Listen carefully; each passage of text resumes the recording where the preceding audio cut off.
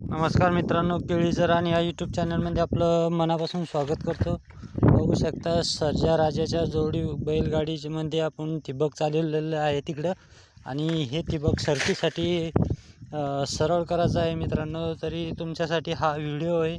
माझ्या चॅनलला सबस्क्राईब करा आणि लाईक करा. बघू शकता सर्जा राजाची बैलजोडी कशी आहे तर तुमच्यासाठी व्हिडिओ मित्रांनो.